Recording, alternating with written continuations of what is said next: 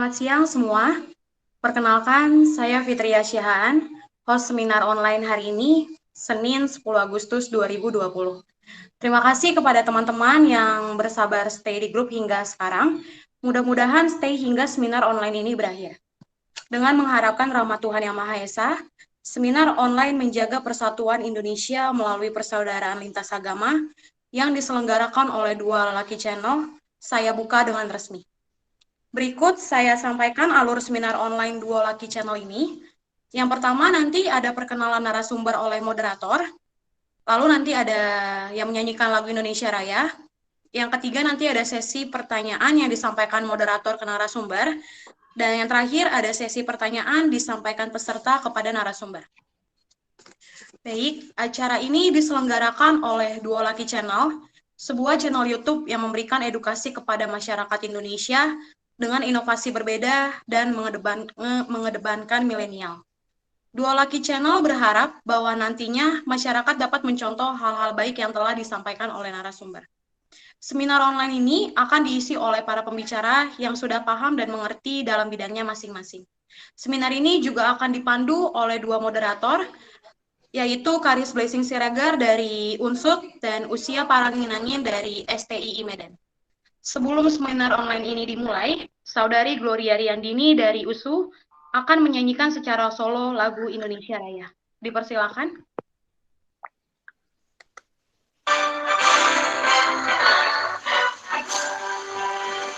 Indonesia tanah itu pernah darahku di semalanya ku berdiri jadi pandu ibuku. Indonesia kebangsaanku, bangsa dan tanah airku. Marilah kita bersatu, Indonesia bersatu. Hiduplah aku, hiduplah anakku, bangsaku semuanya, jiwanya harapan. Untuk Indonesia Raya, Indonesia merdeka, merdeka, tanahku negeriku yang ku cinta. Indonesia merdeka, merdeka, hiduplah Indonesia Raya. Indonesia merdeka, merdeka, tanahku negeriku yang ku cinta. Indonesia merdeka, merdeka, hiduplah Indonesia Raya.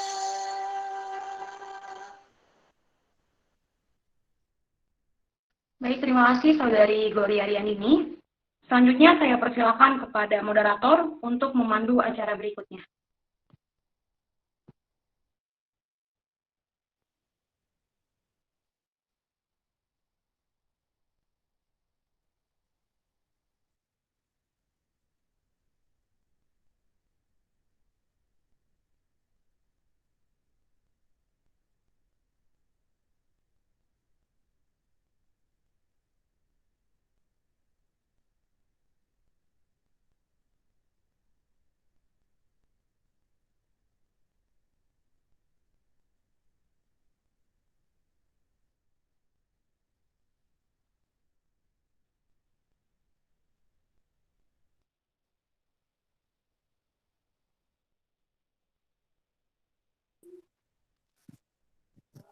Oke, terima kasih banyak kepada host Fitria yang sudah membuka acara kita pada siang hari ini.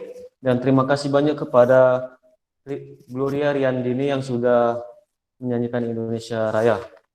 Kita akan memasuki acara seminar kita pada siang hari ini. Sebelum saya menyampaikan biografi narasumber, izinkan saya memperkenalkan diri terlebih dahulu. Saya sebagai moderator, perkenalkan nama saya Uzia Gresanto Prainangin. Saya adalah mahasiswa dari Sekolah Tinggi Teologi Injili Indonesia Medan. Dan saya akan memperkenalkan narasumber kita pada siang hari ini. Yang pertama ada Pak Ustadz Maulana Muhammad Idris sebagai mubalik Sarjana Teologi Islam dan Perbandingan Agama Kampus Mubarak Bogor. Yang kedua ada Pendeta Dr. Roma Sihombing MTH, Ketua dari DPD Asosiasi Pendeta Indonesia Sumut, Visipol jurusan Komunikasi Jurnalistik UDA Medan tahun 1991, MA Misiologi STTII Yogyakarta tahun 1997, MTH STTII Yogyakarta tahun 2005, dan DTH STTII Yogyakarta tahun 2016. Selanjutnya, YN Biku di Rapuana Puno Rohaniawan Buddha Dius Paspada Biku Watungpo Buriram 2014.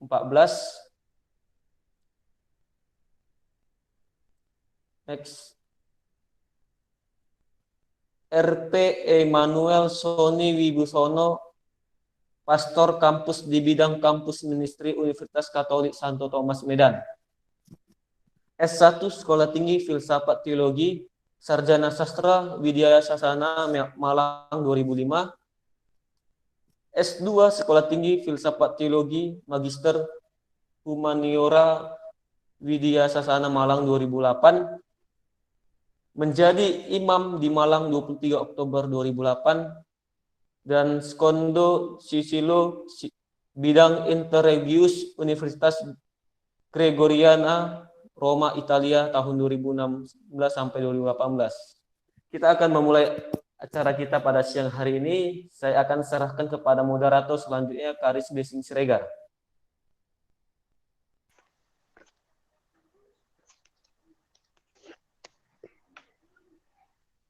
Oke, baik, terima kasih Usia Perangin-Angin atas perkenalan buat pembicara, dan terima kasih buat Usia Perangin-Angin yang sudah memberikan kesempatan kepada saya. Kali ini kita akan memulai sesi pertanyaan bagi para peserta untuk tidak menghidupkan suara, kecuali hanya pembicara saja yang menghidupkan suara. Oke, baik. Kita akan memulai pertanyaan ini dari Pak Pendeta Roma Sihombing. Halo Pak.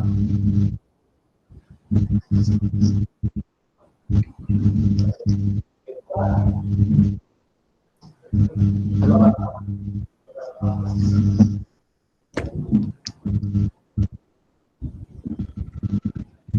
Ya. Yang Pak Roma. Oke.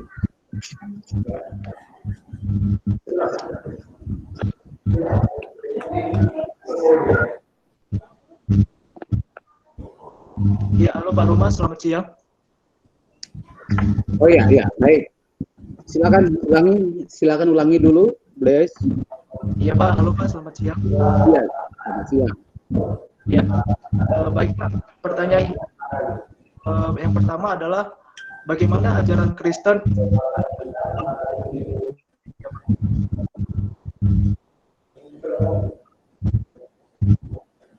boleh dikasih pengantarnya dulu Pak?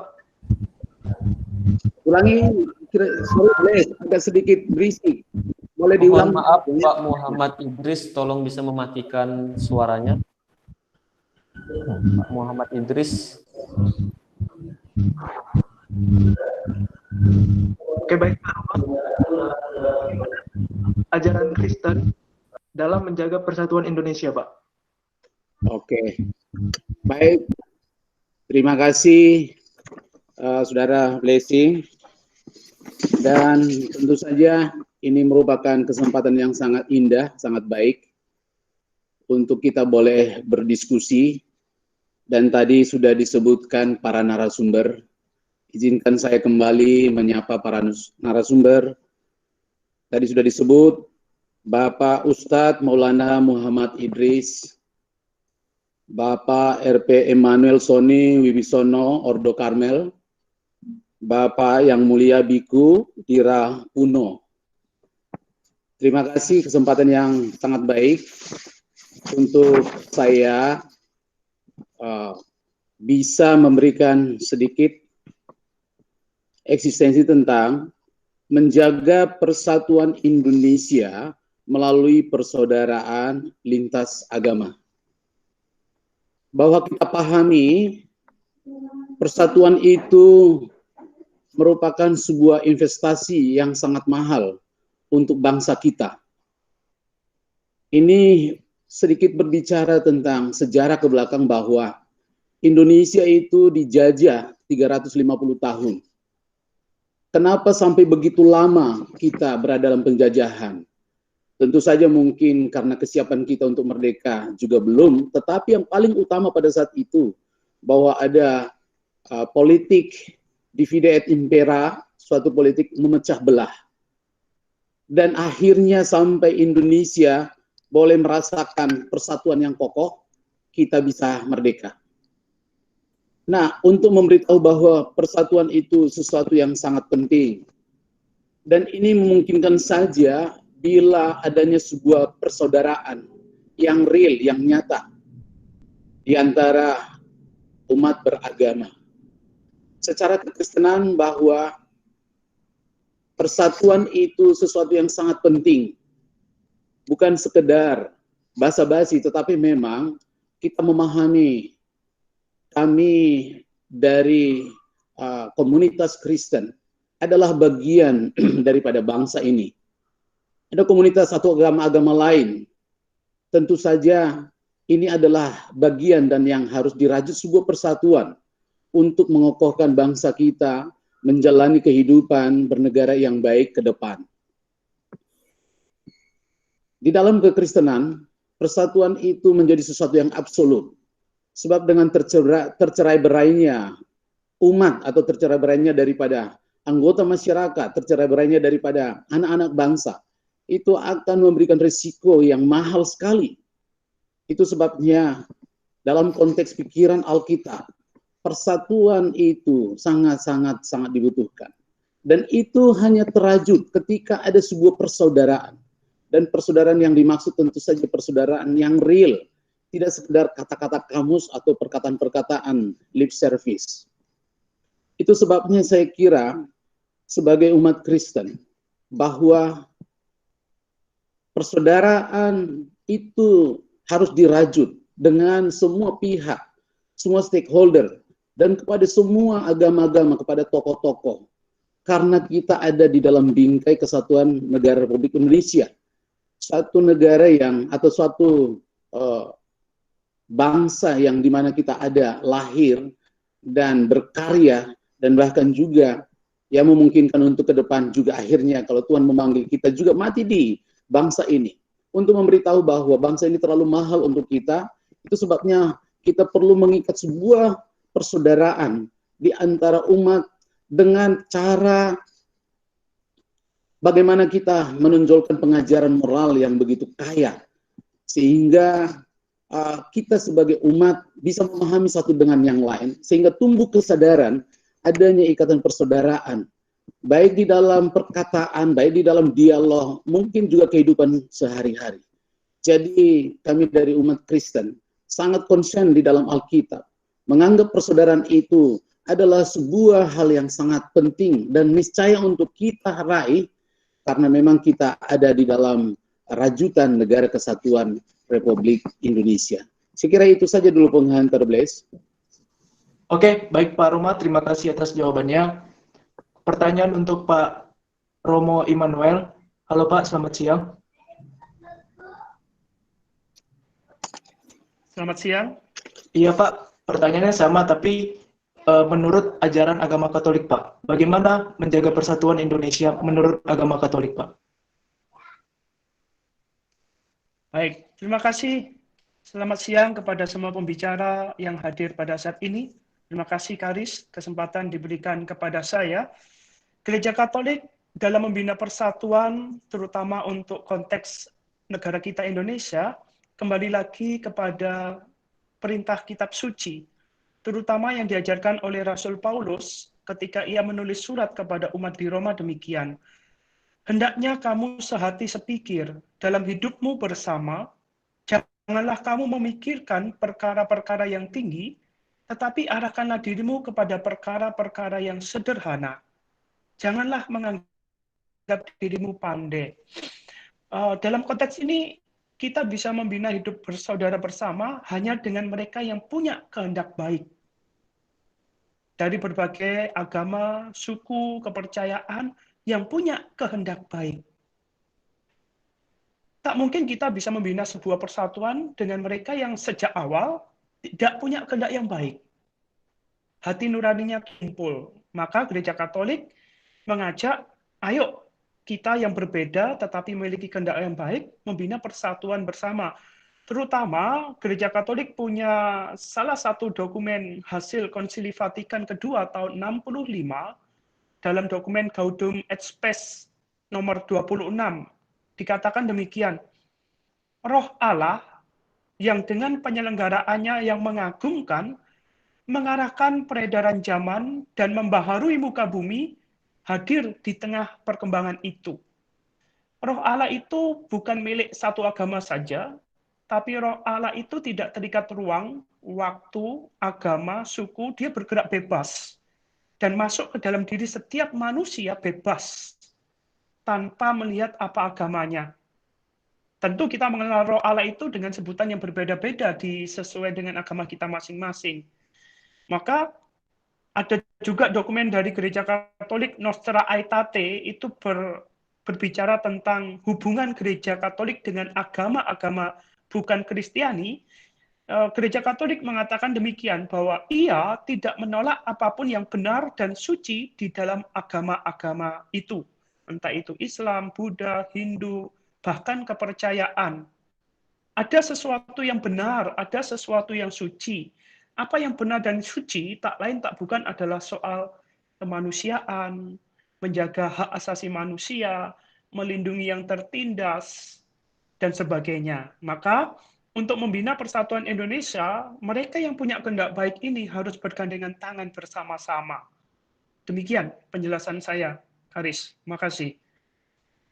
Ya, terima kasih Pak Sony. Selanjutnya kita kepada Pak Ustadz Maulana. Pertanyaan tetap sama, apa yang menjadi ajaran agama Islam dalam menjaga persatuan Indonesia untuk Pak Ustadz Maulana? Baik, terima kasih Bang Haris sudah diundang di dalam channel yang sangat mencerahkan ini. Dalam perspektif ajaran Islam, kita mengenal dengan istilah cinta tanah air adalah bagian dari iman. Hubbul waton minal iman. Mencintai tanah air adalah bagian dari iman. Ini istilah ini juga dicetuskan, juga dipopulerkan oleh seorang ulama besar, pendiri dari Nahdlatul Ulama, ya, Kiai Haji Hasyim Asy'ari pada waktu itu, dengan maksud dan tujuan membangkitkan nasionalisme, ya, rasa nasionalisme yang kuat, ya, di hati para pejuang Islam untuk bangkit melawan penjajah pada saat itu. Nah, di dalam kitab-kitab kajian, kitab-kitab klasik ya kajian Islam juga itu ada ya, yang mana salah satu diantaranya sabda dari seorang sahabat yang agung ya, dari Nabi Muhammad SAW, yakni Sayyidina Ali bin Abi Thalib ya, radhiyallahu ta'ala anhu, pernah mengatakan bahwa Umiratil buldan bihubbil autan. Jadi negeri-negeri itu dimakmurkan ya dengan kecintaan orang-orang yang ada di negeri itu kepada negaranya. Jadi kalau orang-orang mencintai negaranya, dia pasti akan selalu menghajatkan yang terbaik untuk negerinya. Dia tidak akan menghendaki kehancuran di negerinya. Nah, salah satu di antaranya ya orang-orang yang mencintai negerinya, dia akan menjaga bagaimana negerinya itu tidak terpecah belah, tetap bersatu penduduknya ya, apapun agamanya. Karena kalau penduduknya ini ya sudah terpecah belah dan menimbulkan kerusuhan di dalam negerinya itu, maka akan hancurlah negara itu. Karena itu menjadi prinsip utama ya di dalam Islam ya, untuk menjaga persatuan ya, demi tetap terjaganya ya negeri yang mereka cintai itu. Oleh karena itu di dalam negara kita yang tercinta, kita juga mengenal ya Bhinneka Tunggal Ika, semboyan kita bersama ya, berbeda-beda tetapi tetap satu. Nah, di dalam Islam kita mengenal kalimatus sawa. Kalimatus sawa ini istilahnya kalimat yang sama di dalam bangsa kita ini, dengan beragam suku bangsa, dengan beragam bahasa, budaya dan keyakinan, agama dan keyakinan. Jadi kalimatun sawa, kalimat yang sama di antara kita ini untuk menjaga persatuan adalah kita memiliki Pancasila. Itu harus menjadi kalimatun sawa kita, Pancasila ini. Supaya kita sepakat ya bahwa kita semua ada di bingkai NKRI ini dan berkomitmen untuk bersama-sama, apapun agamanya, apapun keyakinannya, untuk menjaga persatuan negara kita yang kita cintai ini. Mungkin untuk sementara ini ya. Terima kasih banyak kepada Pak Ustadz Maulana yang memberikan jawabannya. Selanjutnya kita ke Pak Biku. Untuk Pak Biku, apa yang menjadi ajaran agama Buddha dalam menjaga persatuan Indonesia? Pak Biku. Oke, ya. Terima kasih sekali untuk waktu yang diberikan kepada saya di forum yang berbahagia ini untuk membahas hal-hal yang memang kita perlukan sebagai para ulama ataupun para pembelajar di sini. Jadi tadi pertanyaannya, apa yang menjadi ajaran agama Buddha dalam menjaga persatuan Indonesia?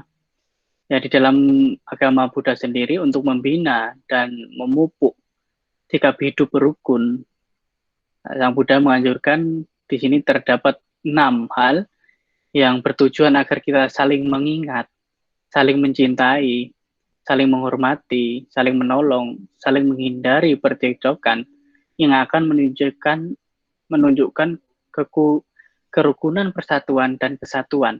Keenam ajaran ini adalah yang pertama, kita harus memancarkan cinta kasih dalam perbuatan kita sehari-hari.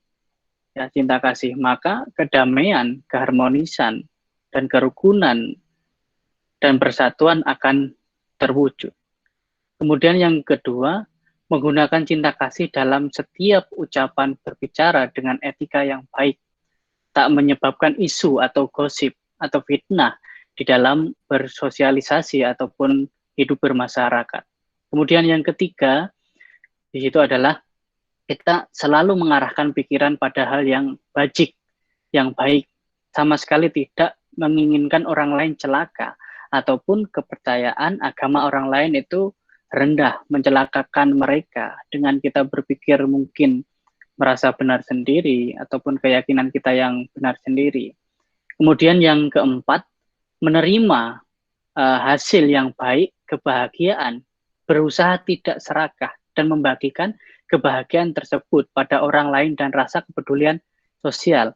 Jadi dari hasil kebahagiaan ataupun penemuan-penemuan, pengembangan baik dari umat Buddha itu sendiri, bukan dimonopoli ataupun dianggap itu sebagai hasil upaya hanya umat Buddha itu sendiri, tetapi sebagai umat yang beragama hidup di warga negara Indonesia ini, kita adalah hasil perjuangan bersama, bukan karena saya, bukan karena kelompok saya, tetapi hasil kebersamaan dari berbagai agama. Kemudian yang kelima, yang tidak kalah pentingnya adalah melaksanakan moralitas, sila, etika dengan sungguh-sungguh dalam pergaulan bermasyarakat. Tidak berbuat sesuatu yang melukai perasaan orang lain, karena akan terwujudnya suatu kerukunan di dalam negara itu sendiri. Masing-masing masyarakat harus menjaga moralitas masing-masing. Karena dengan menjaga moralitas dan perilaku masing-masing, maka seseorang akan menjaga orang lain juga dan menjaga kerukunan. Kemudian yang ke-6 atau yang terakhir, mempunyai pandangan yang sama, yang bersifat membebaskan diri dari penderitaan dan membawa berbuat sesuai dengan pandangan tersebut. Hidup harmonis, tidak bertengkar karena penyebab pandangan. Jadi kalau di dalam agama Buddha ini sendiri mengajarkan bahwa keputusan ataupun pandangan-pandangan mengenai kenegaraan ini harus sepenuhnya melalui diskusi ataupun musyawarah yang bertujuan untuk perkembangan bersama, kemajuan bersama. 6 hal itulah yang diajarkan di dalam agama Buddha agar supaya kita bisa rukun dalam membangun persatuan dan kesatuan di suatu negara itu sendiri. Ya mungkin itu ada jawaban dari pertanyaan yang pertama ini. Sekian dan terima kasih. Oke, baik Pak Biku, terima kasih atas jawabannya. Untuk pertanyaan Pak Sony, pertanyaan kedua adalah, apa yang selalu kedepankan oleh agama Katolik dalam menjaga persatuan Indonesia? Ajarannya apa yang selalu didepankan, Pak?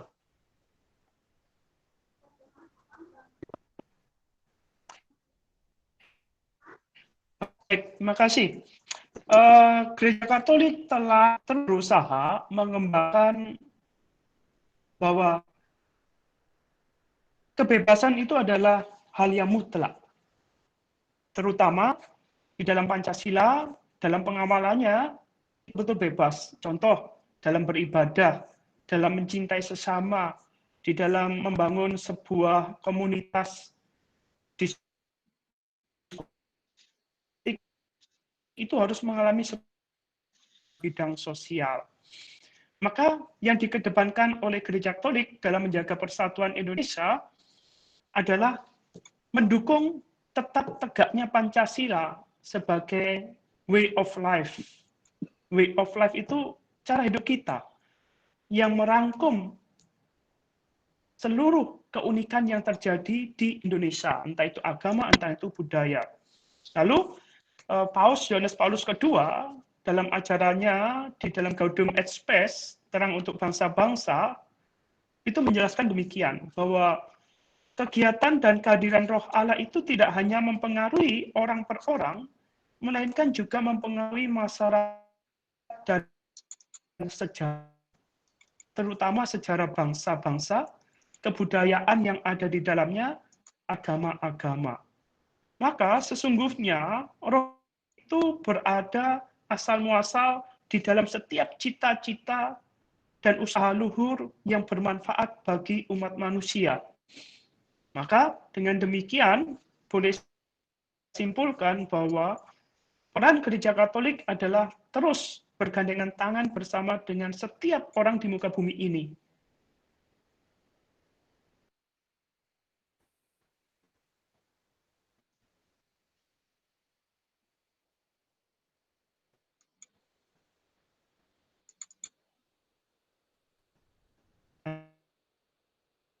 Halo? Suaranya hilang.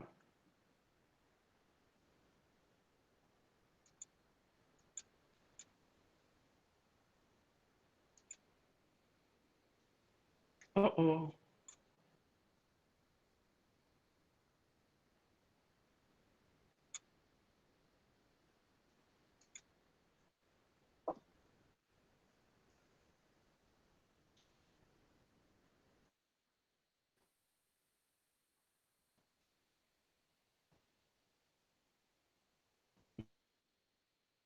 Ini selesai ini karena Ke-mute. hilang. Ya, halo.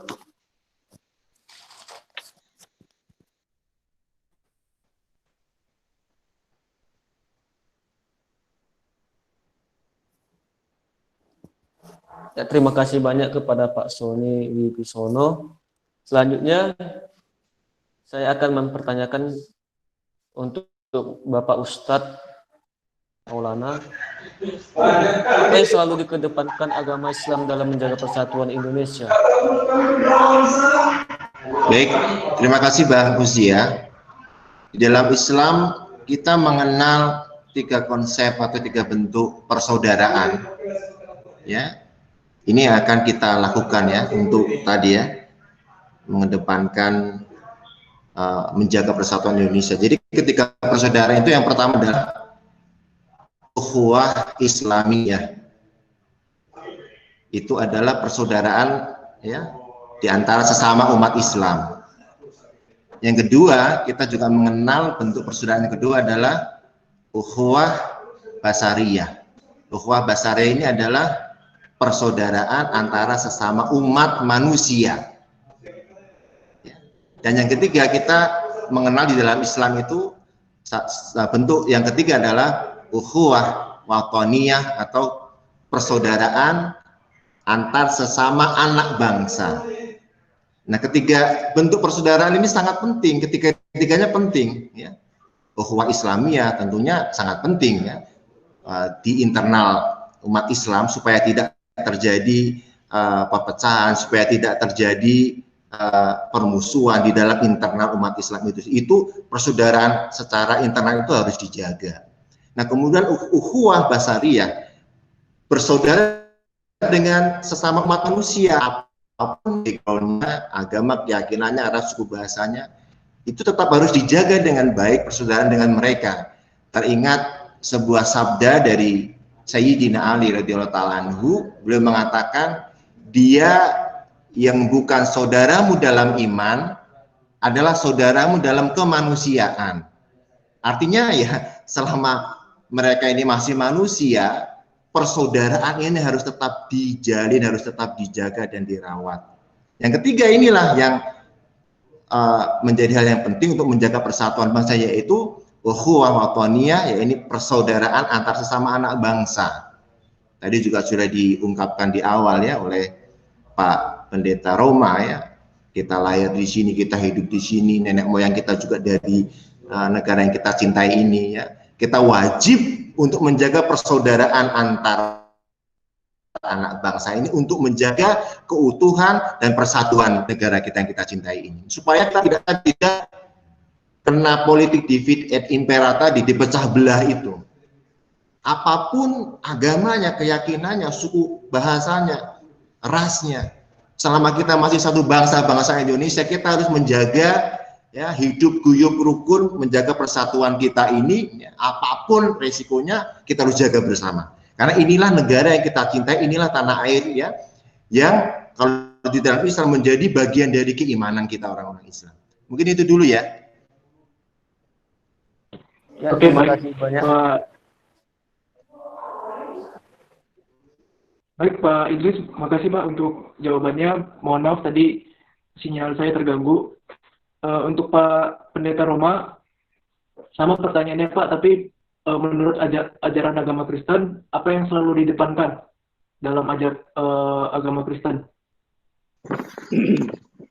Iya, dalam kekristenan itu selalu diajarkan konsep kasih. Untuk perajutan sebuah persatuan atau persaudaraan itu tidak bisa lepas daripada ajaran kasih. Kasih kepada sesama. Tentu saja yang pertama kasih kepada Tuhan Allah, tapi juga kasih kepada sesama. Kasih kepada sesama ini menjadi akar yang sangat harus dipegang di dalam persaudaraan, membangun persatuan. Apalagi kita di negara kesatuan Republik Indonesia ini, bahwa kita tidak sekedar berputar di dalam dogma, di dalam doktrin, tetapi aplikasi. Kasih yang dimaksud di situ ialah, pasti adalah yang dimaksud untuk ada kerendahan hati. Di tengah bangsa kita ini banyak sekali perbedaan, wajar, karena kita adalah orang-orang yang punya kepentingan. Dan kita berasal dari komunitas yang berbeda, baik beda agama, beda suku, dan juga bahasa, atau kultur. Dan itu mempengaruhi kepada cara pandang kita.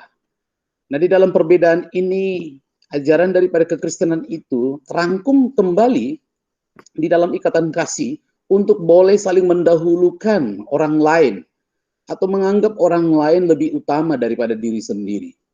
Kita paham bahwa ada kalanya kita harus menang di dalam sebuah, katakanlah adanya sebuah, apakah pilkada dan segala macam yang berhubungan dari sana, tetapi tidak secara otomatis karena aku harus menjadi pemenang, maka aku akan melakukan apa saja yang bisa kulakukan. Tetapi tidak. Tetap saja nuansa kekristenan itu tetap akan menonjolkan kasih di dalam segala hal, persaingan dan hal-hal yang lain sekalipun.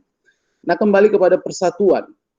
Dengan adanya fondasi kasih yang begitu kuat, maka kita akan lebih mudah untuk membangun persaudaraan yang penuh dengan kesadaran, tidak di dalam bentuk kemunafikan. Kadangkala memang persaudaraan politik itu agak sedikit cara pandang kita bisa agak berbeda, tetapi saya kira memang kalau kita bicara tentang persatuan di Negara Kesatuan Republik Indonesia ini dengan akar kekristenan, yaitu dengan kasih, harus dengan tulus, lurus, dan kudus.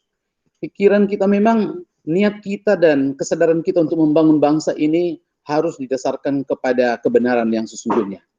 Nah, saya kira seperti itu fondasi yang boleh saya jelaskan, Blaise, tentang persatuan yang didasarkan dari pikiran Kristen. Terima kasih.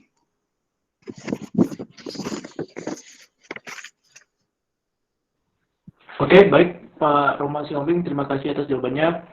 Untuk pertanyaan Pak Biku sama Pak, apa yang selalu didepankan oleh ajaran agama Buddha dalam menjaga persatuan Indonesia? Oke, sekarang giliran saya. Tidak jauh beda. Yang pertama adalah bagaimana seperti yang disampaikan oleh Bapak Pendeta Roma tadi di dalam agama Buddha. Yang pertama dan utama kita diajarkan tentang metta. Metta di sini adalah cinta kasih. Cinta kasih kepada semua makhluk.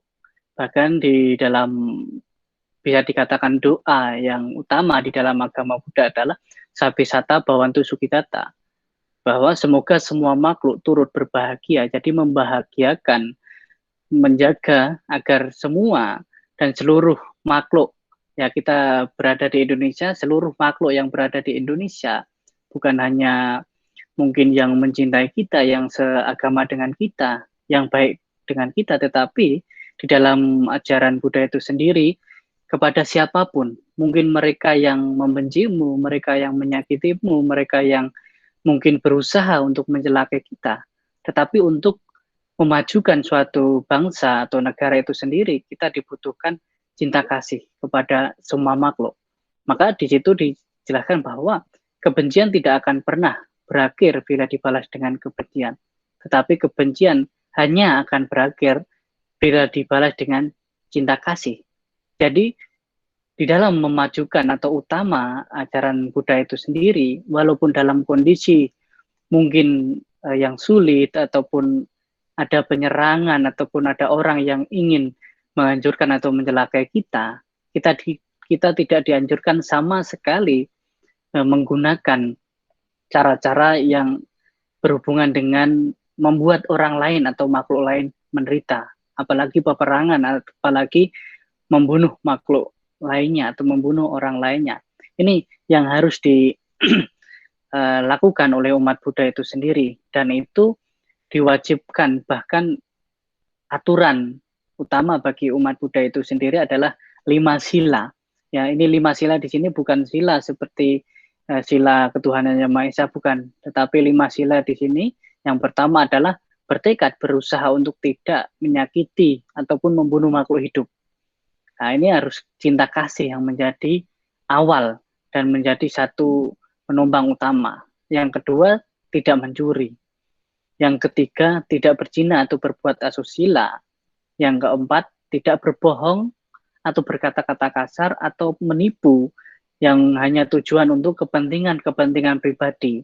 Nah, sama seperti yang disampaikan Bapak Pendeta Roman tadi, kalau di dalam persahabatan politik ataupun pergaulan politik, maka harus benar-benar terbebas dari kebohongan ataupun menipu itu tadi. Nah, kemudian yang terakhir, kita berusaha untuk tidak makan atau minum yang dapat melemahkan kesadaran atau mabuk-mabukan. Jadi untuk kebersamaan dan membangun kenegaraan ini, kalau bisa, terutama di garda terdepan sebagai pemuda Indonesia, harapan bangsa, kita berusaha untuk terhindar dari narkoba, minum-minuman keras dan lain sebagainya, karena itu yang merusak tunas-tunas generasi muda bangsa kita. Ya, mungkin itu jawaban dari saya. Oke, baik Pak Biku, terima kasih atas jawabannya. Untuk pertanyaan ketiga buat Pak Ustadz Maulana, bagaimana Pak cara agama Islam dalam menjaga perpaduan antara nilai-nilai agama dan kearifan lokal dalam menjaga persatuan Indonesia?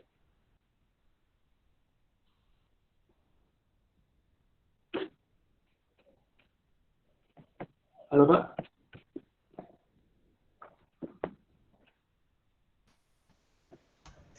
Halo Pak. Baik, tes. Ya. Baik, terima kasih. Indonesia adalah sebuah bangsa yang besar ya, yang memiliki nilai-nilai kearifan lokal yang luhur, dan justru nilai-nilai tersebutlah itu yang menyatukan kita semua. Oleh karena itu, kalau kita melihat ya, founding fathers kita ini ya, dalam merumuskan Pancasila itu kan menggali dari nilai-nilai kearifan lokal yang sangat luhur itu ya. Misalnya nilai-nilai mengenai gotong royong, ya, tepos liro orang Jawa bilang ya. Tepos liro itu saling menghargai, saling menghormati yang lain tanpa memandang apapun itu.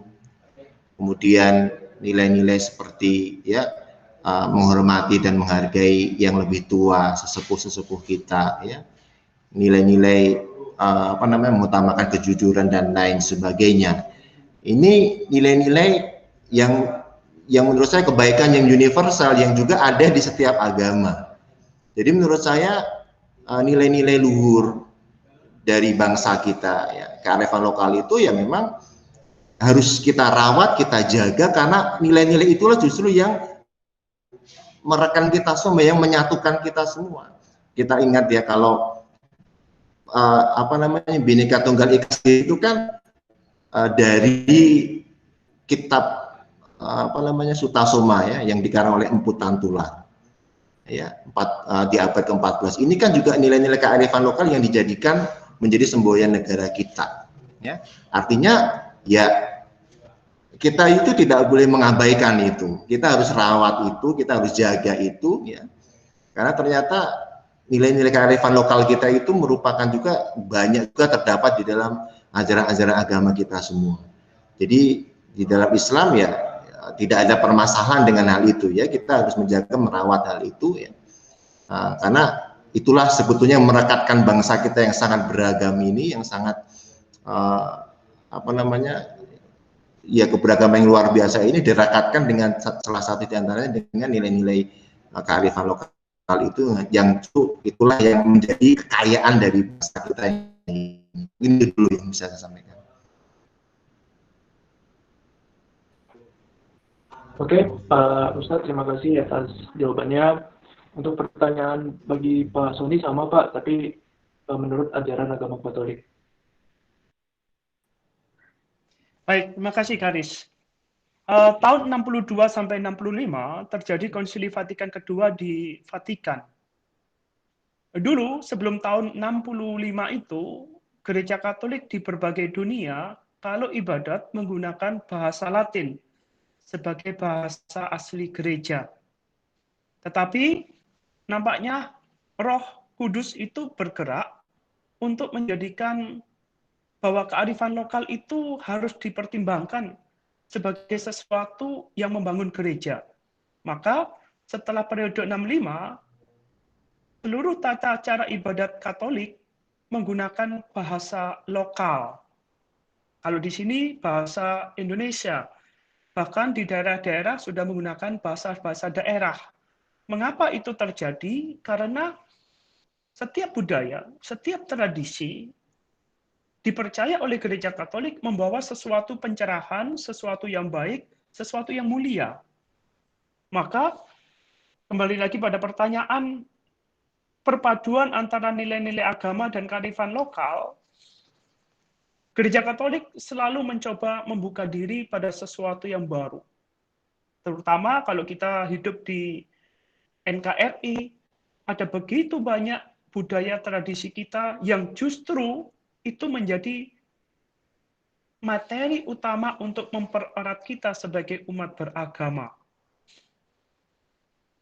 Yang berikutnya, di dalam tata cara ibadat Gereja Katolik yang kemudian disebut liturgi, itu sudah dimasukkan misalnya tari-tarian, kostum budaya tertentu, etnik tertentu di dalam ritus peribadatan, itu tanda bahwa antara nilai-nilai agama dan nilai-nilai budaya yang baik itu harusnya menyatu. Apa sih? Supaya kita itu lengkap sebagai manusia atau citra Allah. Berjalan serasa dengan cara yang serasi. Tidak sama-sama, kalau sama-sama seperti pocong kan gitu. Tetapi dengan seimbang. Demikian pula telinga ada 2, mata ada 2, supaya tapi mulut cuma 1. Mengapa mulut cuma 1? Supaya dengan demikian kita belajar untuk menghargai budaya tradisi tanpa kita komentari untuk sesuatu yang negatif. Dengan mata yang 2 kita mengamati sesuatu yang baik, dengan telinga 2 kita mendengarkan budaya dan agama, nilai-nilai agama, dengan tangan dan kaki kita bisa berkreasi sehingga menjadikan sesuatu yang indah antar umat beragama. Demikian, Karis. Terima kasih Pak Romo atas jawabannya.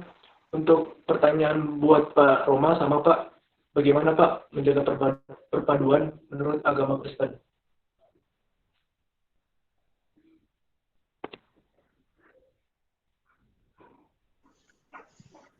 Kekristenan atau agama Kristen sangat menghargai kearifan lokal.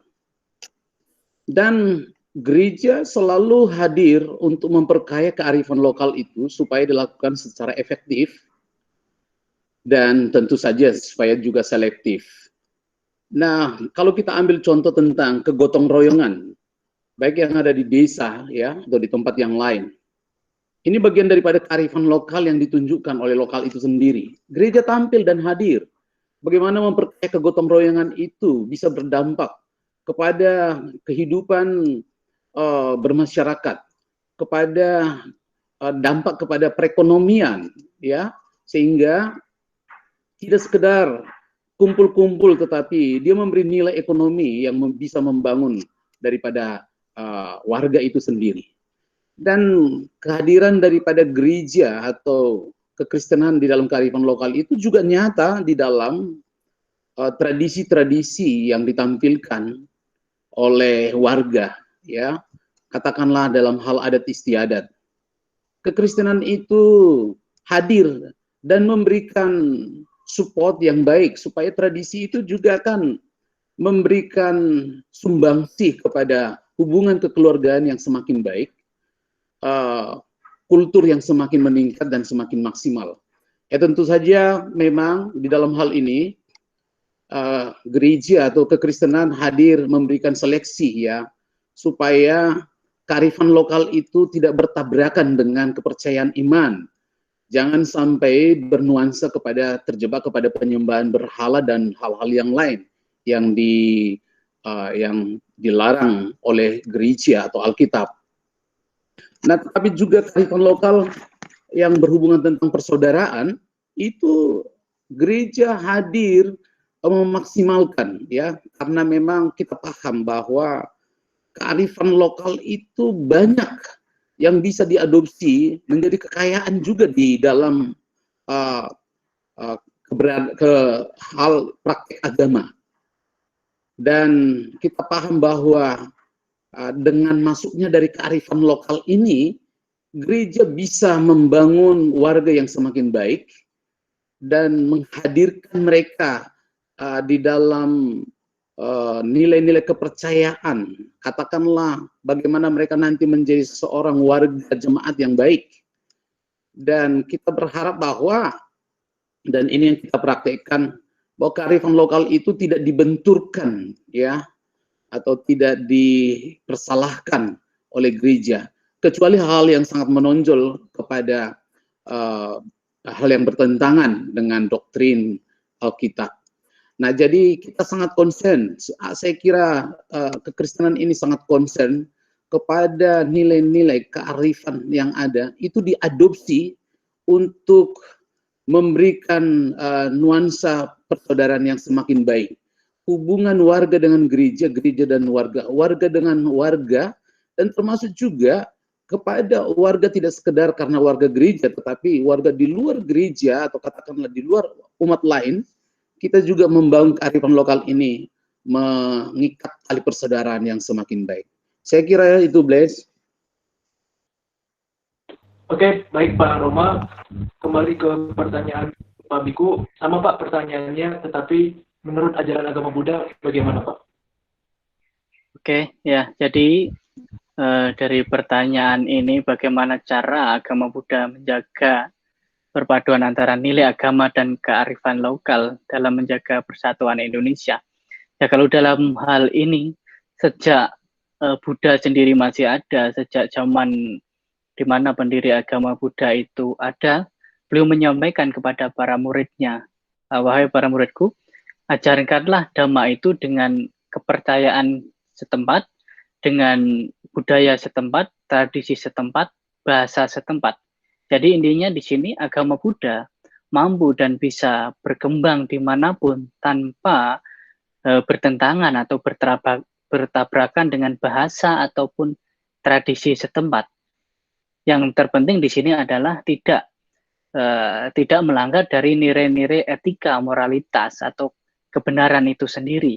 Maka dari itu, kalau kita melihat perkembangan agama Buddha di seluruh dunia, maka akan kita temukan dengan wujud yang berbeda-beda, dengan tradisi yang berbeda-beda, bahkan dengan objek pemujaan yang kita sekilas melihatnya berbeda-beda karena sudah bisa dikatakan berbaur atau menyatu dengan tradisi kebudayaan setempat yang dalam tanda petik di sini tidak bermenceng atau melenceng dari kebenaran itu sendiri. Begitu juga dengan bahasa-bahasa yang dipergunakan. Dalam agama Buddha, bahasa yang awal dan otentik adalah bahasa Pali. Tetapi penggunaan bahasa-bahasa dimanapun agama Buddha itu berkembang, bisa menyesuaikan bahasa setempat. Misalnya dari pembicara sebelumnya tadi, di Indonesia dengan bahasa Indonesia, bahkan dengan bahasa lokal, mungkin bahasa Jawa, di Sumatera dengan bahasa Batak, dan di setiap suku boleh menggunakan bahasa masing-masing. Di sini bertujuan agar supaya tidak memunculkan pandangan yang salah, karena tidak bisa memahami ajaran yang asli dari ajaran itu sendiri. Maka dari itu menggunakan bahasa yang bisa dipahami, yang tidak membawa pada pandangan-pandangan salah. Sebagai kita warga di Indonesia, ajaran-ajaran Buddha sudah disampaikan dalam bahasa Indonesia, agar tidak membawa kecurigaan bagi mungkin umat lain ataupun agama-agama dan kepercayaan lain. Tidak ada rahasia ataupun sesuatu ajaran yang ditutupi. Ya, mungkin itu kalau berbaur dengan di sini lebih ke nilai-nilai kebudayaan dan bahasa ya. Itu mungkin itu dari saya. Ya, terima kasih banyak. Bu. Untuk Pak Ustadz Maulana, tanya terakhir. Bagaimana cara agama Islam untuk mengantisipasi ajaran-ajaran radikalisme yang memecah belah persatuan bangsa? Buat Pak Ustadz Maulana.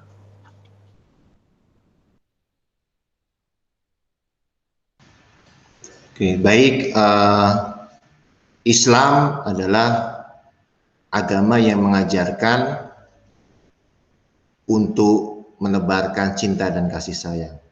Makanya disebut rahmatul lil alamin. Menyebarkan cinta dan kasih sayang lil alamin kepada semua makhluk Tuhan. Ya. Itu yang ada di dalam kitab suci Al-Quran. Artinya ajaran-ajaran yang merusak itu jelas-jelas bertentangan dengan nama Islam itu sendiri, karena Islam itu sendiri kan bermakna kasih sayang, cinta kasih, damai, dan juga ibadah kepada Allah Subhanahu wa taala, kepada Tuhan.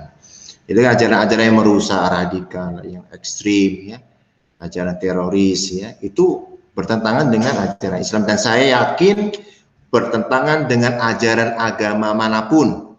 Tidak mungkin ada ajaran agama yang mengajarkan terorisme, yang mengajarkan tidak akan mungkin ada. Oleh karena itu dalam mengantisipasi hal ini, kalau di dalam Islam itu disebut sebagai tarbiyah atau proses edukasi. Jadi harus memang diberikan tarbiyah atau edukasi yang baik kepada umat, ya, sehingga mereka itu tidak mudah untuk salah paham apabila ada yang datang menawarkan hal-hal yang tidak baik, yang merusak. Mereka itu betul-betul pada keyakinan bahwa Islam tidak seperti itu, saya tidak perlu ikut. Ini proses edukasi atau tarbiyah ini yang harus diberikan oleh para pemuka agama kepada umatnya, harus betul-betul seperti menggembalakan domba, ya. Ya, kalau mengembalakan domba itu, kalau dombanya lari merusak pakan orang kan ditarik, tidak boleh, dijaga dombanya itu. Kalau istilah orang Jawa, istilah saya itu diangon, orang angon atau menggembalakan itu kan luar biasa, betul-betul diawasi, dibimbing, ya, supaya tidak salah jalan. Nah, karena itu ada pertanyaan, bagaimana untuk bisa supaya kita tidak salah jalan? Salah satu diantaranya ya sebetulnya bagaimana kita memilih guru, ya, panutan, ya. Nah, saya sering menyampaikan, karena tadi saya sudah menyampaikan, ya, bahwa cinta kasih itu adalah nilai-nilai universal yang ada di setiap agama. Kalau ada guru panutan yang mengajarkan kebencian, mengajarkan memusuhi yang lain, ya jangan diikuti.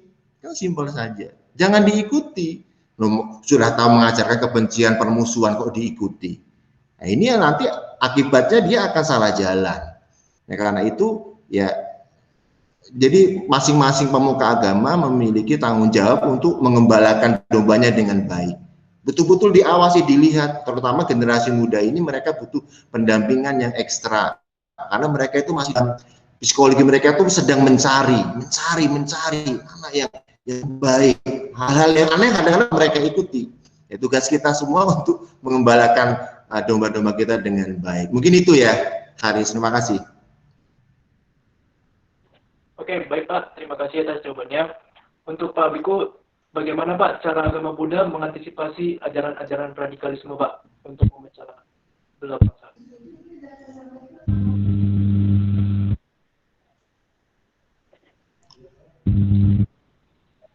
Maaf Pak, suaranya tidak kedengaran Pak.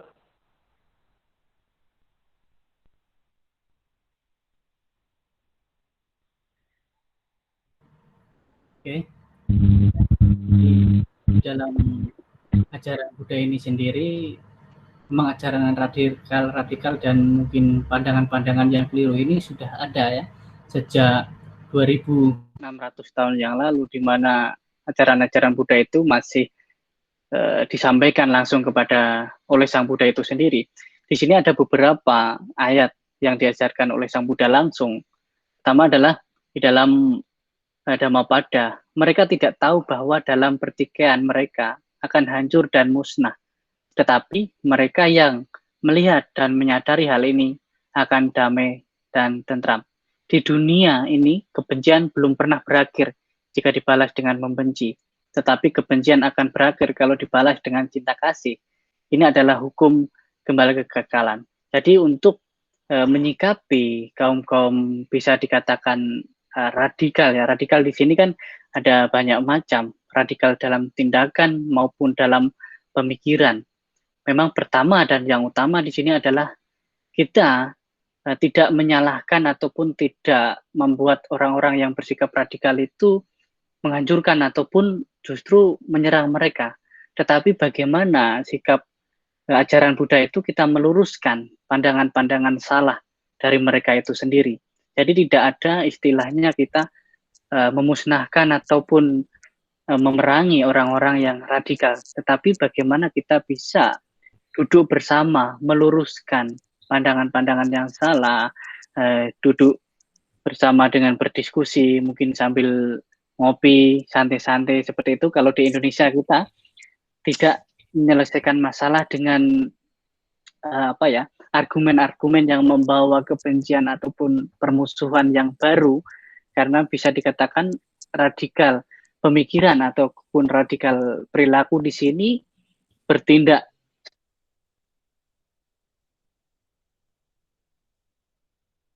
kelompoknya.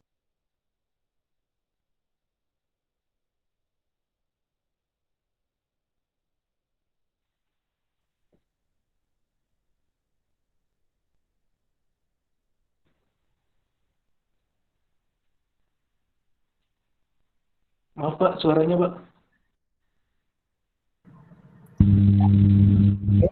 Sudah masuk? Oke, saya ulangi lagi. Berarti dari seperti acara pada hari ini adalah salah satu cara bagaimana kita meluruskan pandangan-pandangan salah. Nah, ini terutama dari kita sendiri. Mungkin dari kita tadi yang berbicara di sini, sebagian mungkin tidak mengetahui apa sih yang diajarkan oleh agama Buddha tentang tadi kepercayaan ataupun budaya-budayaan Indonesia. Apakah agama Buddha itu bisa bersama? Ternyata setelah kita sama-sama mengungkapkan di sini, saya bisa mendapatkan jawaban dari Romo Sony, dari Pendeta Roman dan Pak Muhammad Idris tadi. Jadi di situ kita bisa meluruskan pandangan-pandangan radikal yang dapat menyebabkan tindakan yang radikal ataupun ucapan yang dapat memecah belah bangsa kita ini. Bahkan istilahnya kebersamaan semua umat manusia itu sendiri. Nah, itu jadi di dalam agama Buddha tetap cinta kasih adalah salah satu cara yang harus didepankan dalam menghadapi pemikiran ataupun tindakan yang didasari dengan hal-hal yang tidak benar atau bisa kita sering radikal yang negatif ya, karena radikal di sini ada yang positif juga sebenarnya, dari radikal kita berpikir tetapi berpikir ke arah yang kritis, yang membenahi, yang membarui suatu yang salah. Ini juga bisa dikatakan pemikiran radikal itu sendiri. Dengan perjuangan kita dalam jalan yang mempertahankan kebenaran, bukan hanya kebaikan. Baik belum tentu benar, tetapi kalau benar kita pasti mendapatkan kebaikan. Mungkin itu jawaban dari saya. Oke, baik Pak Miku, terima kasih atas jawabannya. Pertanyaan untuk Pak Sony, Pak. Bagaimana cara mengantisipasi dari agama Katolik sendiri dalam mencegah ajaran radikalisme untuk memecah belah bangsa, Pak? Baik, terima kasih. Katolik itu berada di dalam bayang-bayang kegelapan itu selama 1000 tahun, abad pertengahan, tahun 500 sampai tahun 1500, dan itu muncul radikalisme yang tentu itu mengarah kepada kekerasan, kejahatan, dan sebagainya. Maka saya ingin mengoreksi berkaitan dengan terminus radikalisme. Tadi Bante sudah menjelaskan bahwa ada radikalisme yang negatif, ada radikalisme yang positif. Maksudnya yang positif itu apa? Akar kata radikalisme itu dari bahasa Latin, yaitu radix, yang artinya akar, fondasi. Supaya rumah itu kuat, perlu fondasi.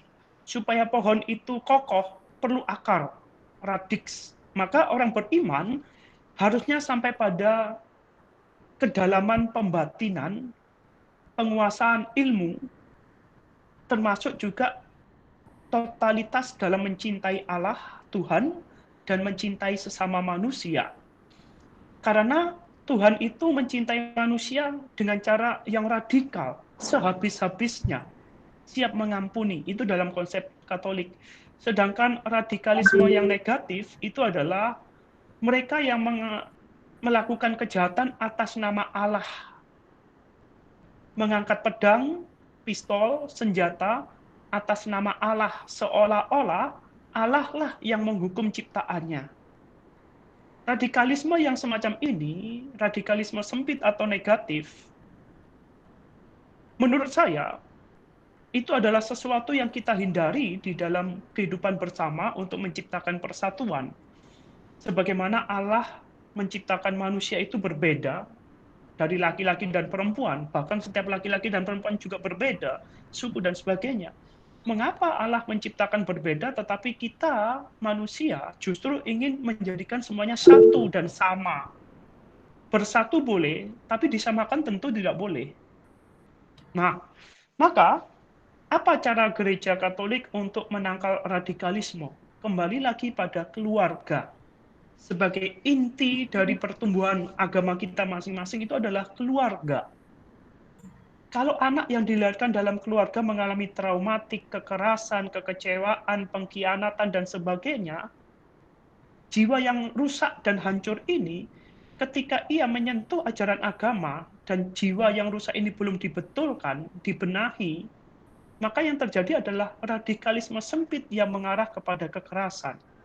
Maka cara gereja Katolik adalah, bagi pasangan suami istri yang hendak menikah, laki-laki dan perempuan hendak menikah, wajib mengikuti kursus pembinaan bersama. Kalau kursus pembinaan manajemen ekonomi, manajemen seksualitas, manajemen keluarga, hukum, sipil, dan sebagainya belum lulus, maka gereja Katolik tidak akan menikahkan laki-laki dan perempuan itu. Alasannya cuma satu, gereja Katolik takut, khawatir, bahwa anak yang dilahirkan di dalam keluarga Katolik itu tidak mendapatkan perawatan pertumbuhan iman dan kasih sayang yang cukup. Itu untuk menangkal radikalisme. Yang kedua, di gereja Katolik itu ada disebut magisterium. Magisterium itu fungsinya apa? Fungsinya adalah, jikalau ada perbedaan pendapat tentang kitab suci, dogma, ajaran, atau apapun, di lapisan bawah silakan dulu berdebat secara akademik. Tapi ketika magisterium, artinya paus sebagai pemimpin tertinggi dengan dewanya, mengambil sikap dan keputusan, semuanya selesai. Semuanya selesai. Tidak ada lagi debat, tidak lagi perbedaan di bidang akademis. Semuanya selesai. Maka radikalisme itu hanya bisa diantisipasi lewat keluarga yang baik.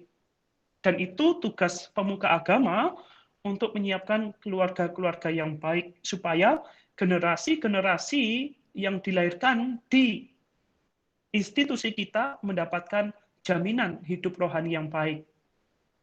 Yang terakhir, kita berbeda tradisi budaya terutama agama.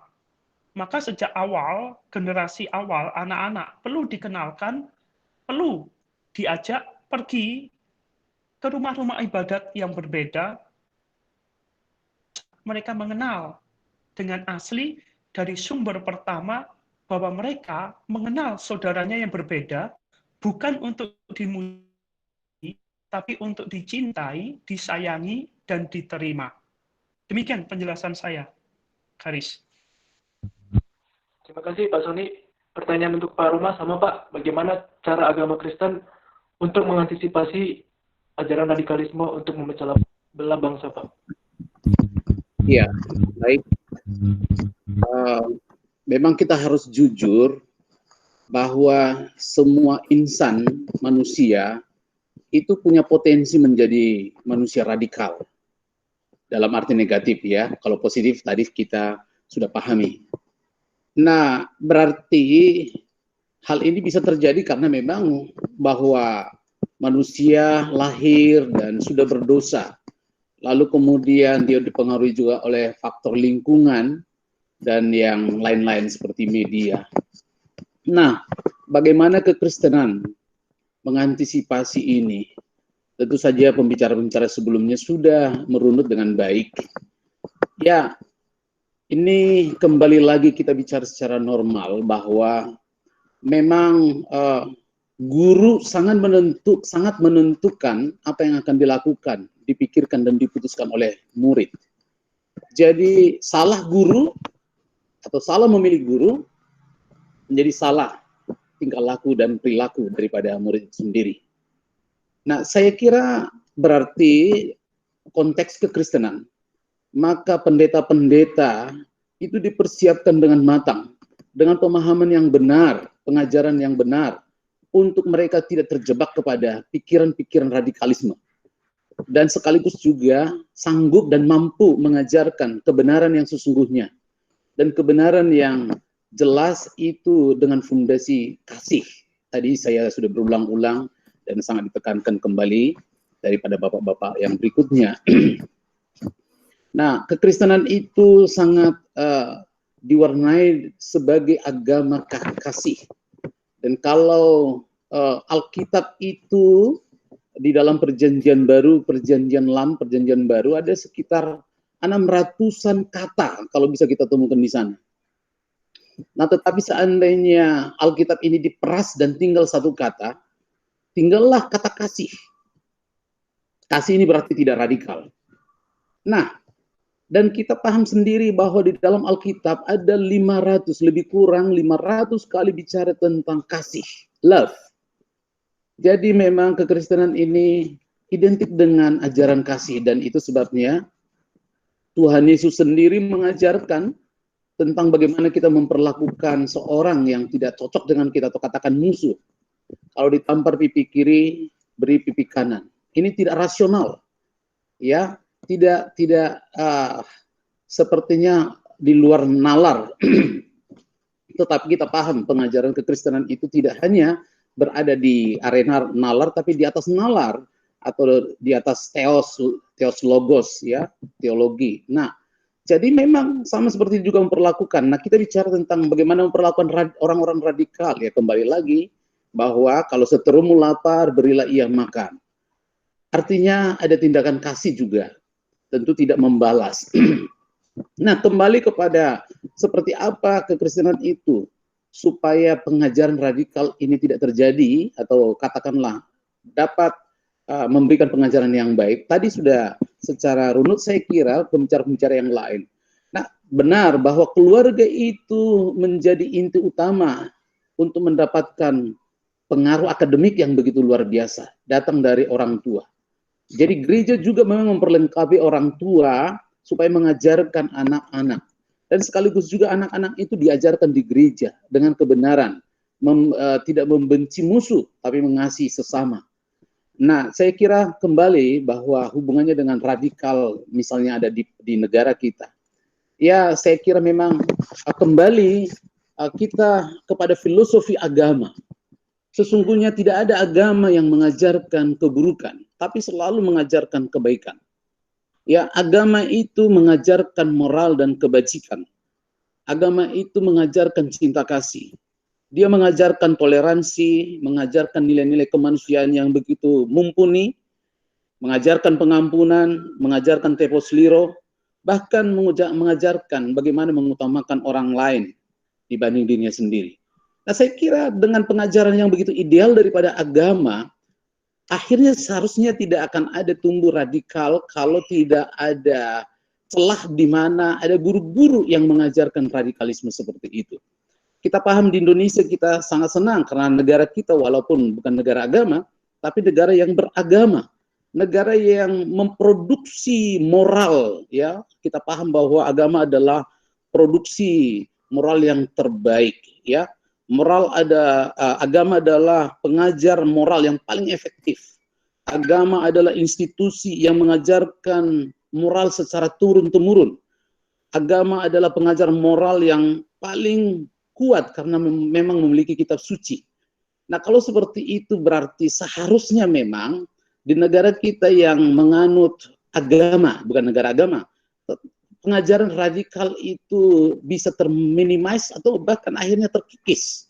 Kalau seperti itu saya kira dengan adanya kita berkumpul, melakukan dialog, melakukan diskusi seperti ini, kiranya ini tidak sekedar berhenti di kognitif, tapi juga sampai kepada afektif dan teraplikasi. Dan kita menjadi bagian yang mengajarkan moral itu kepada orang-orang sahabat-sahabat kita, anak-anak bangsa yang mungkin sudah agak sedikit terpleset, lalu dibawa kembali, sama dengan istilah domba tadi, dibawa kembali domba itu, lalu kemudian dibimbing, dibina, dituntun, dan akhirnya akan menjadi sebuah harmoni yang luar biasa untuk bangsa kita. Saya kira radikalisme itu akan terselesaikan ketika semua anak bangsa, stakeholder, dan juga para tokoh-tokoh ambil bagian secara cermat di sana, sehingga tidak merusak bangsa kita dan tidak merusak negeri kita. Saya kira itu, Blaise, Karis. Oke, baik Pak Roma, terima kasih.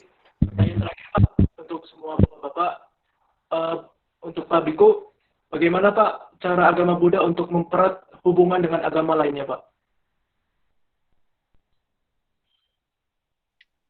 Baik, kalau dalam hal pertanyaan yang kelima ini, bagaimana agama Buddha mempererat dengan agama-agama lainnya, salah satunya seperti yang sudah saya jelaskan tadi, kita bagaimana saling menghormati, saling menghargai, saling memberi kebebasan dan toleransi. Toleransi di sini bukan berarti kita memberi kebebasan kepada agama lain, bagaimanapun dia, seperti apapun dia, mau ngapain dia tidak, tetapi bagaimana kita ikut serta dalam kegiatan-kegiatan ataupun mengembangkan. Bahkan ini diajarkan oleh Sang Buddha sendiri, dan di India, di setiap sudut India sampai sekarang masih ada yang namanya pilar Asoka, di mana pilar Asoka ini didirikan langsung oleh Raja Asoka zaman itu. Ya, karena sebelumnya Raja Asoka itu seorang raja yang suka berperang, yang suka membunuh ataupun menyerang kerajaan lain, tetapi setelah dia ketemu dengan ajaran Buddha itu, dia menghentikan semua perjuangan, tetapi dengan kekerasan itu. Raja Asoka telah mencanangkan deklarasinya tentang toleransi dan kerukunan hidup beragama ini di satu pilar. Ya, setiap pilar di kota India itu ada satu pilar, namanya pilar Asoka. Di situ ada tulisannya. Tulisannya kira-kira berbunyi seperti ini. Janganlah kita hanya menghormati agama sendiri dan mencela agama orang lain tanpa suatu dasar yang kuat.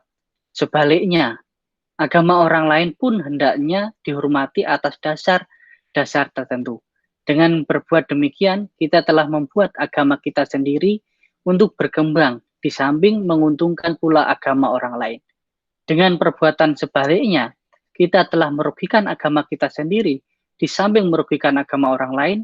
Oleh karena itu, barang siapa menghormati agamanya sendiri dan mencela agama orang lain, semata-mata karena didorong oleh rasa bakti pada agamanya sendiri, dengan berpikir bagaimana aku dapat memuliakan agamaku sendiri.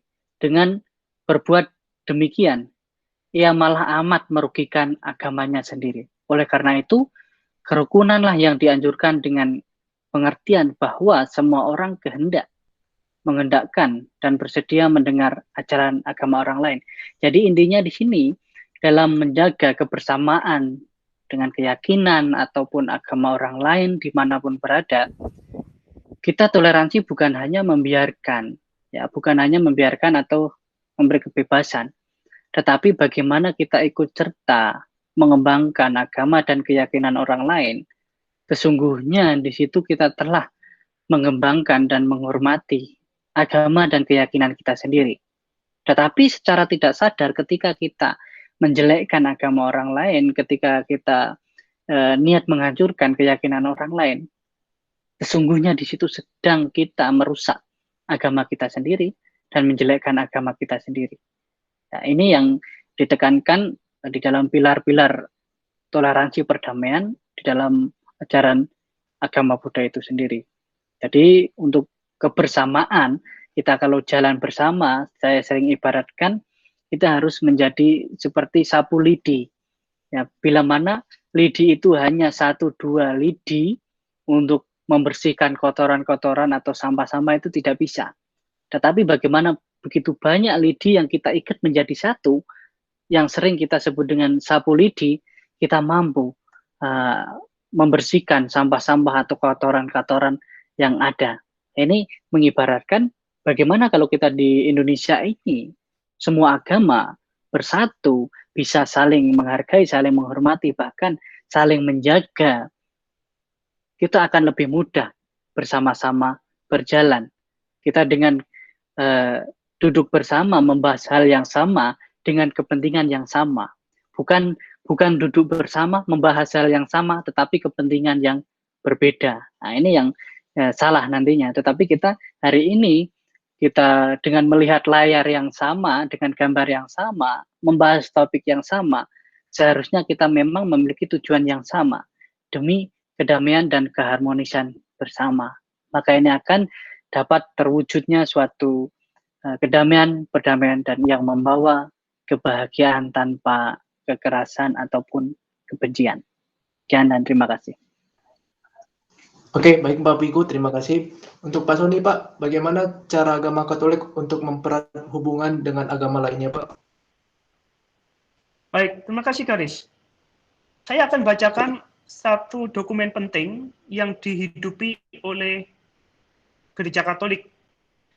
Dikatakan demikian, semua bangsa merupakan suatu masyarakat mempunyai satu asal, sebab Allah menghendaki segenap umat manusia mendiami seluruh muka bumi. Semua juga mempunyai satu tujuan terakhir, yaitu Allah, yang penyelenggaraannya, bukti-bukti kebaikannya, dan rencana penyelamatannya meliputi semua orang. Sampai para pilihannya itu dipersatukan di kota suci yang akan diterangi oleh kemuliaan Allah. Di sana bangsa-bangsa akan berjalan dalam cahayanya. Dokumen ini sangat penting untuk pengaplikasian di dalam kehidupan sehari-hari, baik tingkat dunia, internasional, tingkat nasional, maupun tingkat lokal.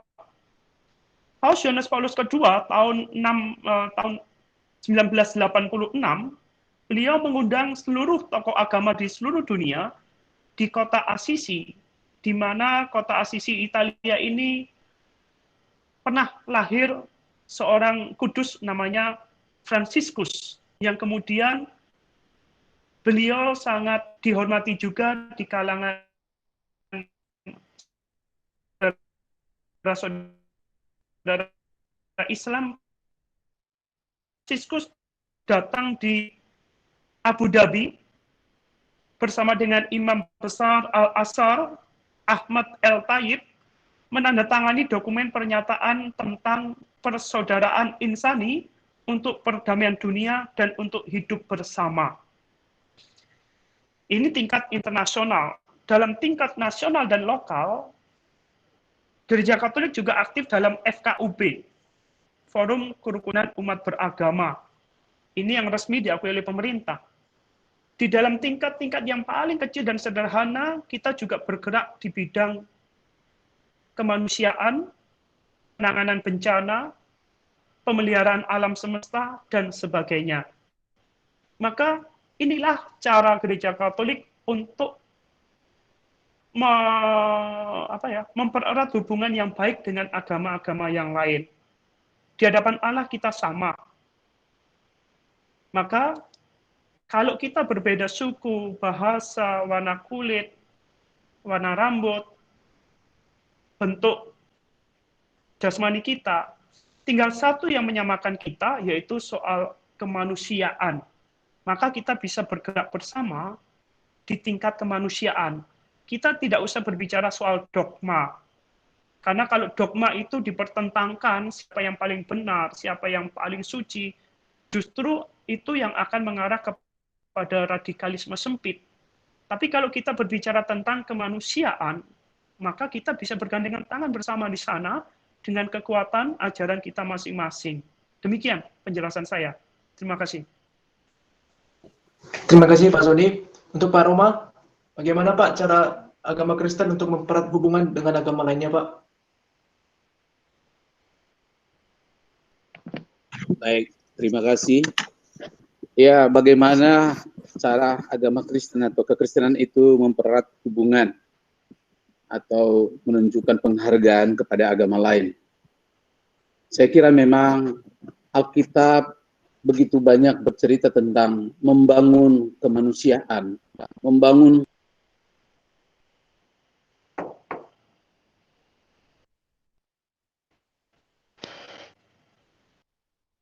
Maaf Pak, suaranya dimutkan. Baik, minta maaf sekali lagi. Ya, minta maaf. Ya, sebagaimana kita tahu bahwa kekristenan atau Alkitab banyak sekali menuliskan ayat-ayat yang berbicara tentang bagaimana membangun hubungan dengan sesama, bekerja sama, menghargai, menyayangi, dan menunjukkan itu semua didasarkan oleh kasih. Dan apalagi bahwa di dalam kekristenan itu ajaran Tuhan Yesus memberitahu bahwa hendaklah supaya setiap orang-orang percaya itu menunjukkan pribadi sebagai seorang terang, sebagai terang dan sebagai garam.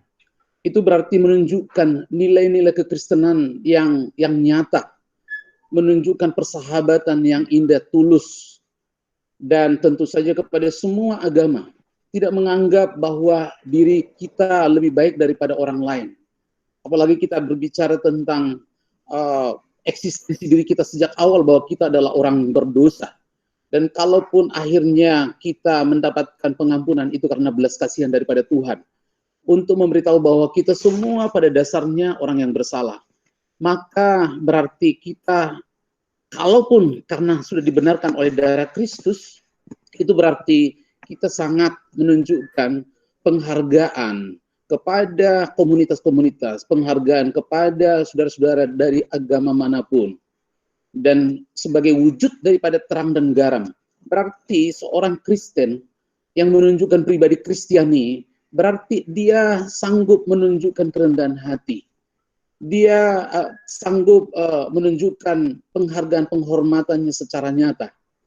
Dan sekaligus juga bahwa kita paham memang kekristenan yang secara universal kita paham, setiap orang beragama sehingga dia menganut agamanya karena dia tahu bahwa agamanya itulah agama yang paling benar. Itu kita pahami, ya. Nah, sama seperti saya juga bahwa saya memahami bahwa agama saya yang paling benar, betul. Tetapi aplikasi daripada agama yang paling saya benar, yang paham bahwa itu adalah agama yang paling benar, teraplikasilah itu dengan cara saya menghormati, menghargai, menunjukkan cinta kasih yang indah kepada semua orang, kepada semua agama, kepada semua komunitas, bahkan orang-orang penganut agama atau kebudayaan yang berbeda. Jadi saya kira memang bahwa kekristenan dan nilai-nilai Alkitab itu sangat konsen luar biasa, menunjukkan penghargaan dan penghormatan, dan ini bukan basa-basi, tapi secara sejarah juga kita bisa lihat bahwa orang-orang Kristen itu menunjukkan kehidupan yang menjadi saluran berkat kepada banyak orang, yang bahkan juga yang lebih ekstrem seperti yang tadi saya sebut, musuh sekalipun akhirnya dikasihi. Saya kira itu, Blaise, dan itu Karis. Oke, baik Pak. Untuk Pak Ustadz Maulana, bagaimana Pak cara agama Islam mempererat agama lainnya Pak? Baik, terima kasih Bang Haris. Jadi ada sebuah sabda dari Nabi Muhammad SAW. Dia pernah bersabda, "Ahabbuddin ilallah al-hanifiyah as-samhah." Agama yang paling dicintai oleh Tuhan, oleh Allah adalah agama yang lurus dan toleran. Ini sabda dari Nabi Muhammad. Dalam satu penjelasannya, kita tidak asing dengan Bapak Nurholis Majid, ya. Belum menjelaskan agama yang lurus itu maksudnya apa? Al-Hanifiyah. Agama yang lurus itu adalah agama yang mengutamakan kemanusiaan. Mengutamakan berpikir selalu untuk kemaslahatan umat manusia, memberikan manfaat kepada umat manusia yang lain. Nah, kemudian as-samhah, agama yang toleran. Jadi kuncinya ada di sini, ya, di toleransi ini. Tapi saya boleh menjelaskan di sini, memang ada dua bentuk toleransi. Ada toleransi pasif, ada toleransi aktif. Ya. Toleransi pasif itu ya hanya bersifat dia membiarkan kita tidak saling ganggu. Kamu di sana, aku di sini, kita jalan masing-masing, tidak saling mengganggu. Itu yang saya menyebutkan sebagai passive tolerance. Tetapi ada toleransi aktif yang diajarkan di dalam Islam, di dalam Al-Quran, yang diawali dari proses ta'aruf. Ya. Ketika Tuhan mengatakan perbedaan adalah sebuah keniscayaan. Manusia itu berawal dari laki-laki dan perempuan, sudah berbeda. Manusia itu tidak bisa diberikan dari satu jenis kelamin yang sama, itu berbeda. Ada yang itu sudah berbeda, karena perbedaannya itu adalah sebuah anugerah. Lalu bagaimana menyikapi itu? Tuhan menjelaskan di dalam Al-Quran, dita'arufu. Kenalilah setiap perbedaan itu supaya bisa tumbuh rasa cinta dan kasih sayang kepada yang berbeda. Ya, oleh karena itu toleransi aktif di sini adalah salah satu cara, ya, bagaimana kita bersifat open minded, karena itu juga makna dari bahasa Arabnya toleransi itu adalah tasamu. Makna dari tasamu salah satunya adalah open minded. Kita selain kita bisa menenggang perbedaan, kita bisa berlapang dada terhadap perbedaan, dan kita juga berpikiran terbuka. Kita memiliki nalar yang terbuka atas perbedaan. Kita bisa setiap saat, kapan saja bisa nyaman mengenal yang berbeda. Karena dengan mengenal yang berbeda itulah akan tumbuh cinta dan kasih sayang kepada yang berbeda. Tak kenal maka tak sayang. Nah, kita harus berupaya untuk bagaimana toleransi aktif ini dikembangkan. Jadi Romo sudah menyinggungnya. Lakukan upaya-upaya kecil ya, nggak usah langsung berpikir yang besar ya. Misalnya gini, antar gereja dan masjid buat satu kegiatan yang nyata, yang real, kata Pak Pendeta Roma. Jangan basa-basi. Kita gotong royong bersama, saling membersihkan tempat ibadah misalnya. Pas waktu Idul Fitri, umat Kristen membersihkan masjid. Pas menjelang Natal, umat Islam membersihkan gereja. Itu adalah toleransi aktif yang luar biasa. Apabila semuanya yang kecil-kecil ini kemudian melakukan hal yang sama, itu akan melahirkan kekuatan persatuan yang luar besarnya. Saya tadi pastor sudah menyinggungnya. Dari kecil ajarkan anak-anak itu untuk mengenali perbedaan. Itu yang kami lakukan. Masjid kami kecil ya, tetapi saya sering mengajak anak-anak pramadrasah saya untuk mengunjungi tempat-tempat ibadah yang lain.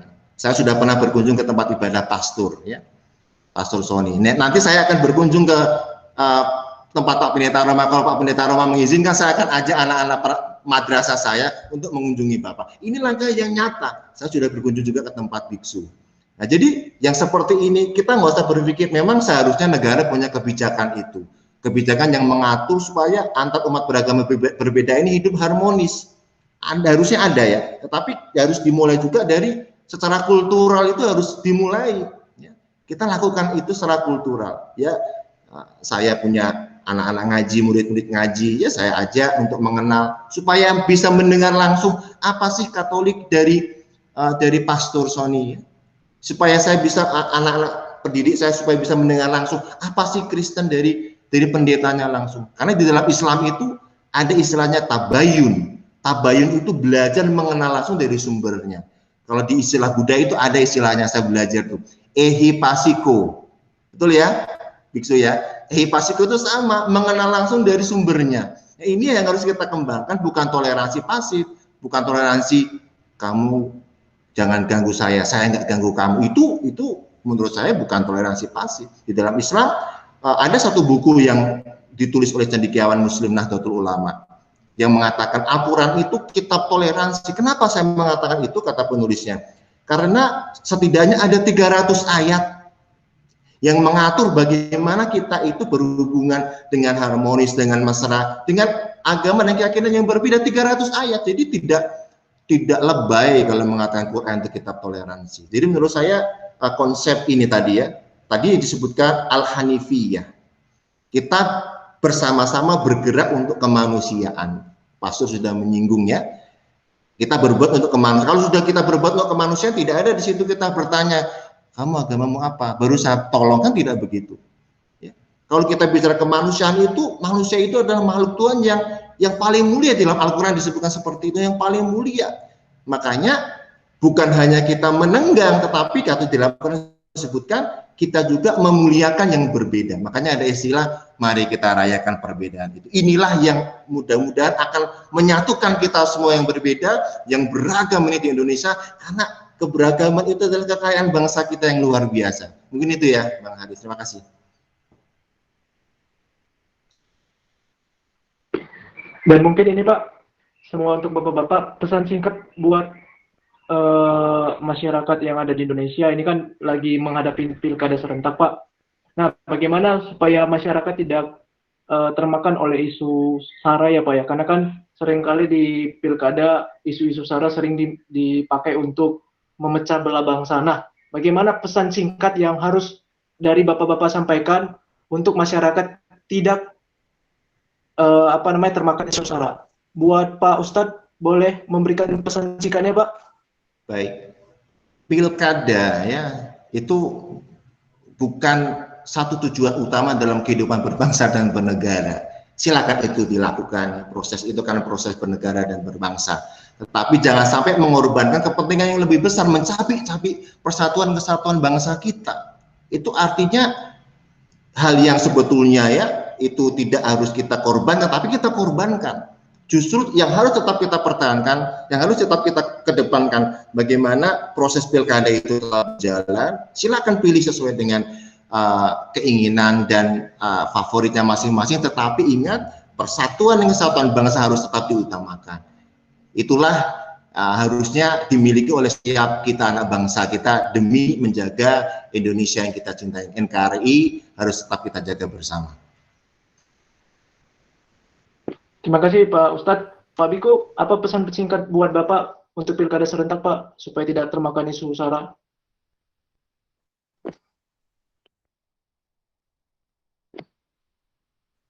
Ya, karena di sini pertanyaannya bagaimana supaya tidak termakan isu sara ya. Isu sara di sini berarti satu berita-berita yang kadangkala kita bisa sebut berita dusta ya, membawa perpecahan di antara terutama umat beragama seringnya. Jadi di sini seperti yang disebut Pak Muhammad Idris tadi tentang ehipasiko. Di sini kita jangan percaya begitu saja dengan apa yang kamu dengar, apa yang kamu lihat, apa yang kamu baca, tetapi selidiki, pelajari, dan kita harus benar-benar mempelajari sesuatu dari sumbernya, membaca dari sumber yang otentik, yang bisa dipertanggungjawabkan. Ya, sebagai seorang Buddhis di sini untuk memilih ataupun memilih seorang pemimpin, di sini bagaimana yang dapat memberikan perdamaian, kedamaian, dan kebahagiaan seluruhnya, tidak membeda-bedakan antara suku, ras, budaya, dan bahasa yang mungkin di kalangan tertentu. Tetapi bagaimana kita bisa maju bersama, bisa membawa perkembangan bersama, bukan hanya satu pihak ataupun lain pihak. Karena kebenaran di sini bisa menguntungkan diri kita dan orang lain, bisa membahagiakan diri kita dan orang lain, tetapi bukan sekedar kebaikan yang menguntungkan diri sendiri atau hanya menguntungkan orang lain. Bagaimana kebersamaan itu mampu membangun keseluruhan. Di sini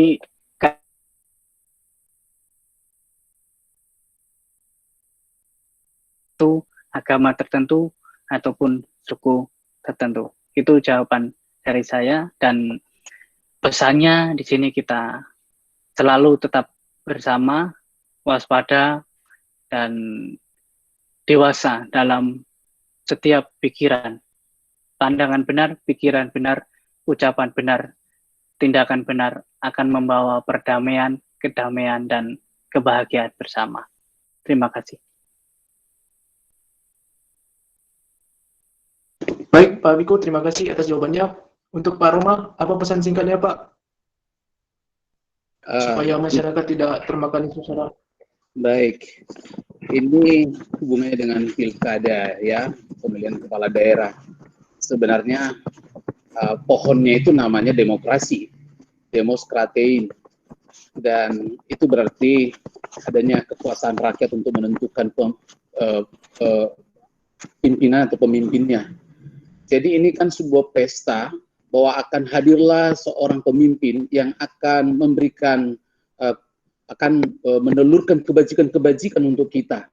Nah, tetapi justru yang sering terjadi ialah adanya politisasi menggunakan cara-cara yang sangat tidak elok ya, yang tidak etis, bisa menggunakan unsur sara dan yang seterusnya. Itu kan akhirnya bukan jadi pesta, itu kan menjadi bumerang bagi kita, itu kan menjadi malapetaka.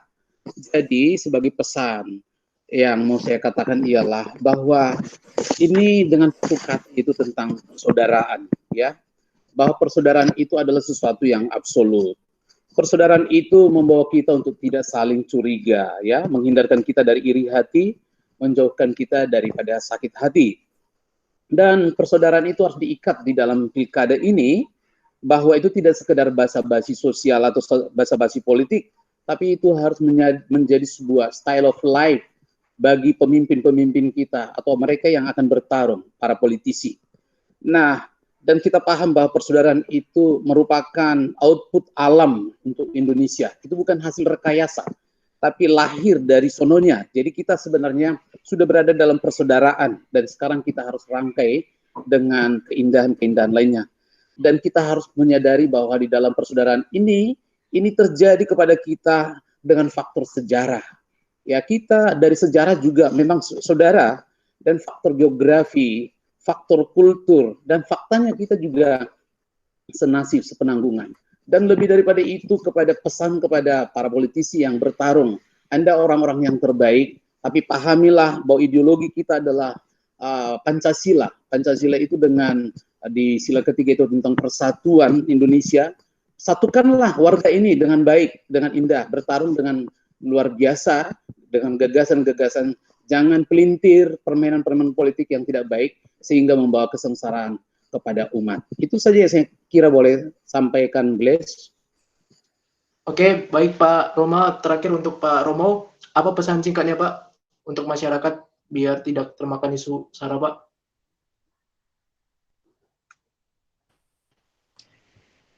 Menurut saya, untuk umat beragama, gunakan akal sehat. Supaya ketika kita menghadapi fenomena politik, dan para politikus juga akan masuk di dalam agama kita masing-masing, tetap gunakan akal sehat, supaya dengan akal sehat itu, kita bisa mengetahui track record calon-calon itu. Kalau misalnya dia seiman, tetapi track record-nya buruk, dan hanya bertujuan menunggangi kesucian agama, jangan pilih dia. Pilihlah dia yang betul-betul tulus dalam melayani, sebagaimana dasar filsafat politik adalah untuk membangun kebaikan, kesejahteraan, kemanusiaan. Pilihlah orang-orang yang mungkin meskipun berbeda agama, tapi dia bisa membawa nilai-nilai itu. Kalau yang satu agama tetapi justru memanipulasi dan juga oportunis, jangan pilih dia. Yang kedua, sucian agama harus tetap dijaga, terutama oleh para pemuka agama. Kalau ada umat yang baik, ya dukung. Kalau tidak, ya harus kita katakan dengan tegas, ya jangan dukung. Daripada kita membeli kucing dalam karung. Yang ketiga, bagi para politikus yang berniat untuk menggunakan agama sebagai kuda tunggangan, bertobatlah. Karena dengan cara demikian, dia akan kehilangan legalitas moralnya. Itu pesan saya. Terima kasih, Karis. Oke, baik Pak Sony, terima kasih. Dan terima kasih untuk seluruh pembicara, karena durasinya juga sudah habis, Pak. Sudah melewati batas. Buat dari saya sampaikan terima kasih, dan maaf dari saya kalau misalnya ada salah dan kata buat bapak-bapak sekalian dan buat peserta. Acara ini akan ditutup kembali oleh host Kak Fitria Sihaan. Saya persilakan. Baik, terima kasih Karis Blessing Siregar dan Usia Parangin-Angin yang telah memandu seminar hari ini. Terima kasih juga kepada para pembicara yang telah menyampaikan materinya melalui sesi tanya jawab tadi. Di antaranya tadi ada Bapak Ustadz Maulana Muhammad Idris, ada Bapak Pendeta Dr. Roma Sihombing, ada Bapak YM Biku Dirapuno, dan ada Bapak RP Emmanuel Sony Wibisono. Serta seluruh peserta seminar, terima kasih banyak atas antusias teman-teman semua untuk mengikuti seminar hari ini. Semoga seminar di siang hari ini bermanfaat dan menambah pengetahuan kita semua. Untuk informasi tambahan bahwa seminar kita hari ini diliput dan didukung oleh media otoritas yang diantaranya ada Ibu Mariana DS dari media suarakristen.com, ada Bapak Laude Juhari dari media demokrasi.news, ada Bapak Henrico Siahaan dari media faktual.net dan Gramedia Post. Untuk beritanya nanti akan diliput oleh mereka dan nanti bisa informasi selanjutnya melalui email di johansopaheluakan@gmail.com. Akhirnya, mohon maaf jika ada kekurangan acara ini. Sebelum menutup, bagi teman-teman semua dan seluruh peserta yang ingin meng-capture atau men-screenshot acara hari ini bisa dipersilakan dalam waktu 1 menit. Bisa diaktifkan seluruh kameranya untuk peserta seminar. Bagi yang ingin meng-capture atau men-screenshot pada layar gadget atau PC-nya masing-masing, dipersilakan untuk dokumentasi.